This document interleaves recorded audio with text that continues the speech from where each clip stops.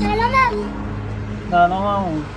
میگم با این پول من میتونی یه غذا بدی؟ مرسی عمو. بشین آقا دیگران نیستم دیگه بزنم. ببینم تو اینجا چی کار میکنی؟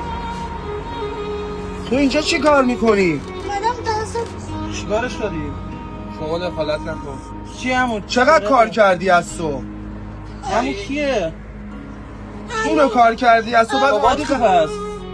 بابا فوت کرده. من عموشم. عموشی بچه نمیسی سر چهارا کار کردن؟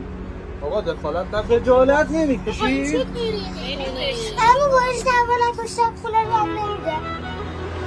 برو بابا خجالتی بکش با یک ساله بچه نمیسی سر چهارا واسه کار کردن؟ خجالتی بکش بابا مرد دنیایی هستی. بشین اشکال نداره. من میدونم با تو چی کار کنم. برو بابا برو خجالت بکش با یک ساله. من میدونم با تو چی کار برو بابا جان عمو. شب خونه رو هم نمیده. اشکال نداره عمو. میبرمت خونه خودمون. آجی گریه نکن. همه غیرت میگم.